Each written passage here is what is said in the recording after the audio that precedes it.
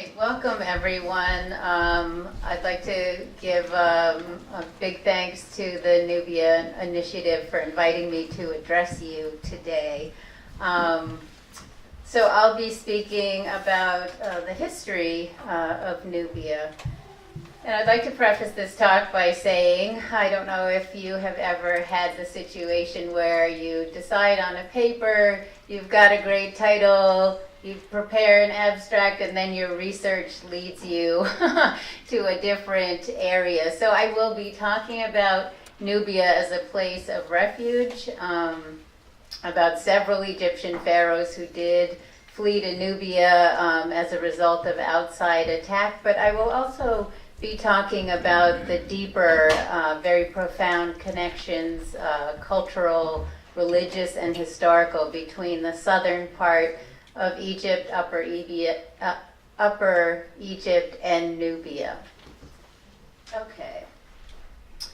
Early Egyptian civilization rose to power around 2700 BCE and experienced almost 2,000 years of military dominance and financial abundance, attaining a very high level of civilization, which enjoyed amazing longevity. Things began to go downhill at the end of the New Kingdom. From approximately 650 BCE, Egypt began to experience an extended period of conquest and domination by foreign powers: Assyrians, Persians, Greeks, and Romans. The late period saw native Egyptian pharaohs fleeing before the onslaught of foreign troops stationed as an occupying power in Egypt. Many of those deposed Egyptian kings chose to seek refuge in Nubia. For those of you not familiar with Nubia, I'll just get you oriented. So we have the modern nations of Egypt and Sudan with their political border near the Second Cataract. But in this ancient period that I'm talking about, Egypt proper ended at the First Cataract that you can see there with the ancient and current modern city of Aswan and the Temple of Philae located right there. And then the region between the First Cataract and the Fourth or Fifth Cataract is Nubia proper. I also wanted to point out two locations that I'll refer to during this talk. Thebes, just a little bit north of Aswan, is the center of the great temple of Karnak, dedicated to the Egyptian god Amun. And the counterpart in Nubia is located at the Fourth Cataract at a site called Jebel Barkal, where there's also a very large temple complex dedicated to Amun of Napata.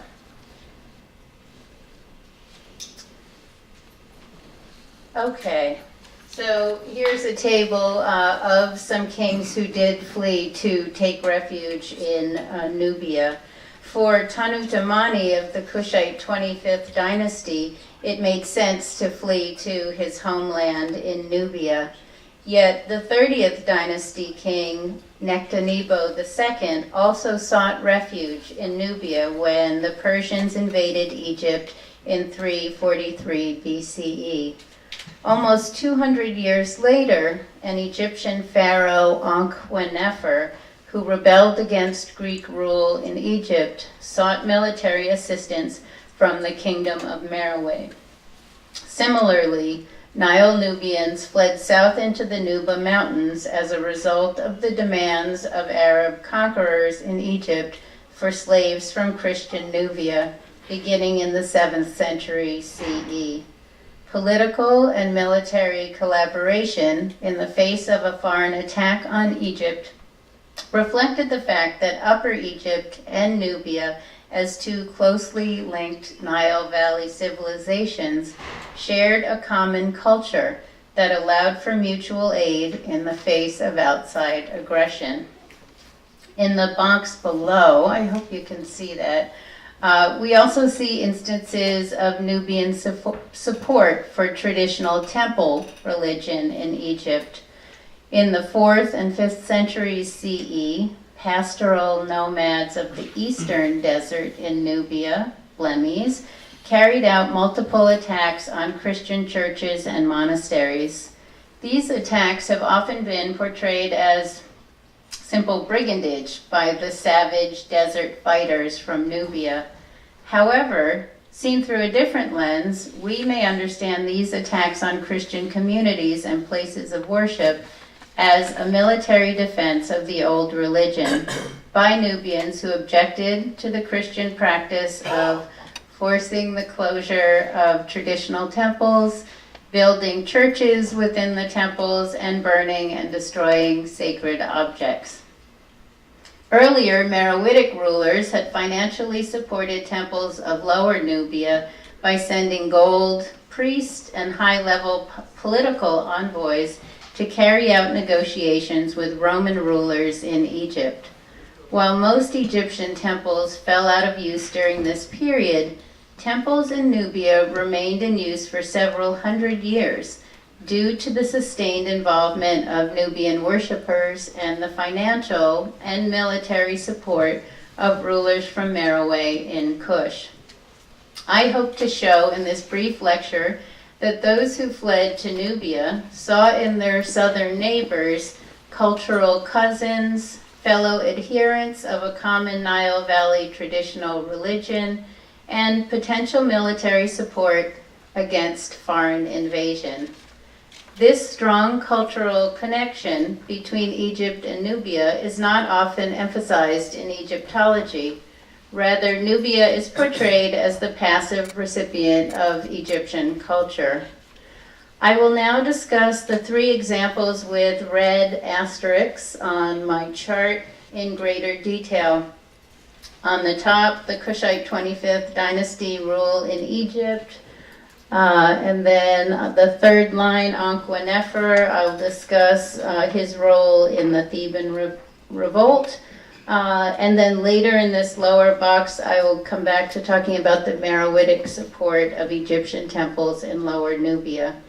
Each of these examples is separated by about 500 years. So you can see that there's this long-lasting participation in the political and religious affairs of Nubia, or Egypt, rather. So let's go back to the beginning of foreign rule in Egypt. Kushite rule in Egypt under the 25th dynasty is often described as the beginning of the end for Egyptian self-rule and an ignominious defeat of Egypt by upstart Nubians. This characterization ignores the fact that the 25th dynasty is associated with a return to classical Egyptian styles in art, religion, and literature. The Kushite king Pianki, who invaded Egypt around 747 BCE, presents this military action as a purification of Egypt, in which he reestablishes Ma'at, the divine right order, which should be maintained by the Egyptian ruler. Pianki engages in ridding Egypt of foreign Libyan chiefs, and above all, rededicates the land of Egypt to the god Amun, chief god of both Upper Egypt and the Kushite royalty, with massive temple complexes, as I mentioned, in Thebes, in Upper Egypt, and in Napata, the center of Kushite rule in the Nubian heartland.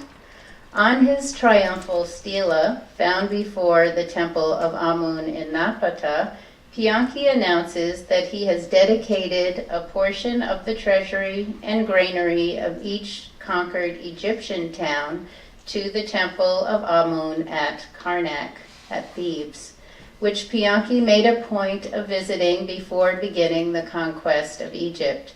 He tells his soldiers, quote, "When you arrive within Thebes before Karnak, you should enter into the water, purify yourselves in the river," clothe yourselves in the best linen." End quote. These ritual actions were undertaken in order to purify themselves to fight in the service of Amun. To seek the blessing of the god, Pianki orders them to, quote, "sprinkle yourselves with the water of his altars. You should kiss the ground before him, and you should say to him, 'Give us passage that we may fight in the shadow of your strong arm.'" End quote.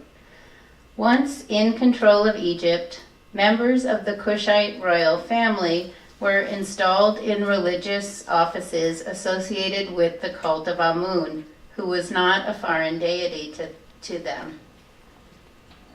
Rather, he was worshipped in the Kushite capital city as the indigenous ram-headed Amun of Napata. Installation of Kushite royal sisters to the position of God's wife of Amun in Egypt mirrored a Kushite tradition of dedicating royal sisters as sistrum players, this ritual rattle played before the gods. Sistrum players in the four major temples of Amun in Kush: Napata, Sanam, Kawa, and Panubs.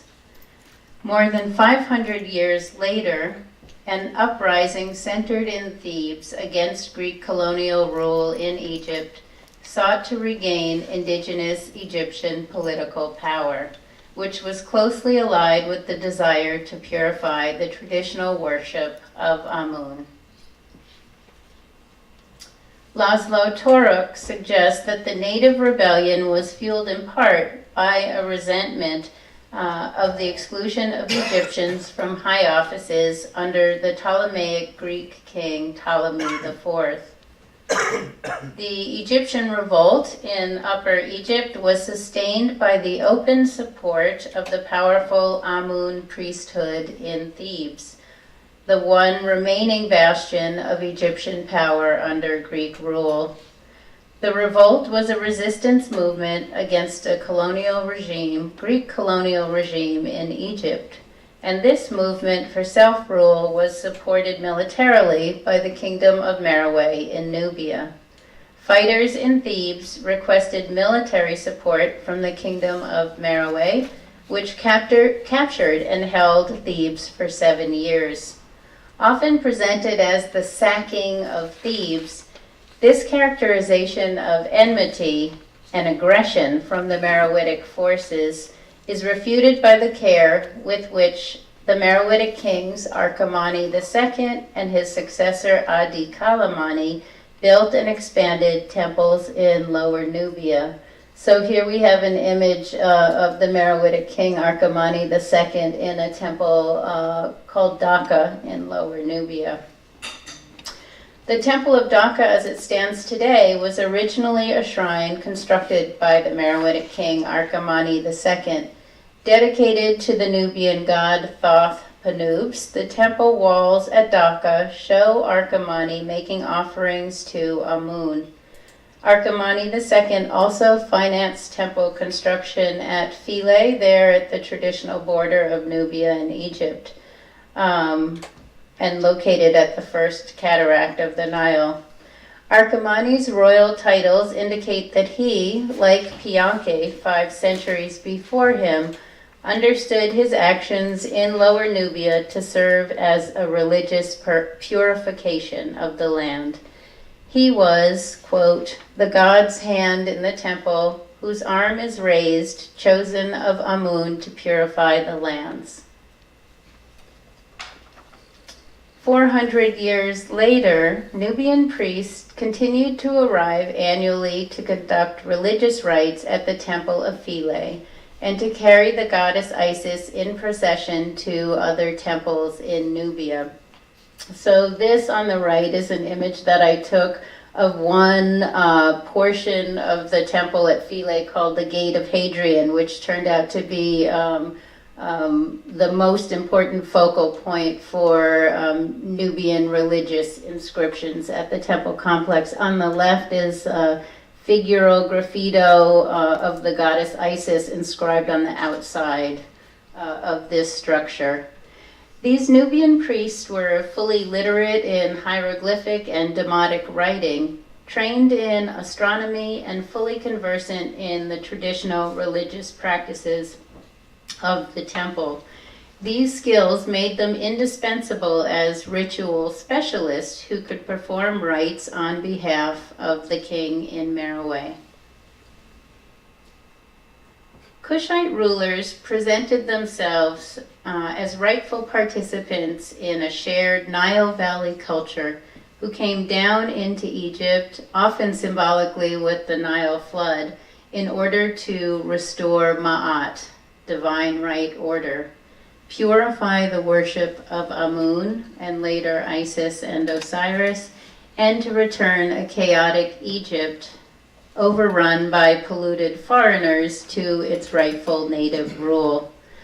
Understanding the ancient culture of Egypt in a larger African context allows us to see clearly Egypt's cultural, religious, and linguistic ties to Nubia and to other African cultures. The following quote from the African linguist Christopher Ehret at UCLA reflects his study of the African continent as a whole. Quote, "Because of the dominant Western idea of Egyptian exceptionalism, historians have long identified Egypt as an early locus of this transition to political complexity in the African continent. What they have generally failed to recognize is that the formative area of ancient Egyptian culture, southern Upper Egypt, was the northern outlier of a wider African nexus of emerging political complexity. The heartland of this influential new zone of cultural interchange between African civilizations lay in the northern Middle Nile Basin among peoples of the Sudanic civilization." End quote. I'll just clarify Dr. Ehret's quote by saying that heartland that he refers to is Nubia, and those people are the Nubians. Thank you for your attention.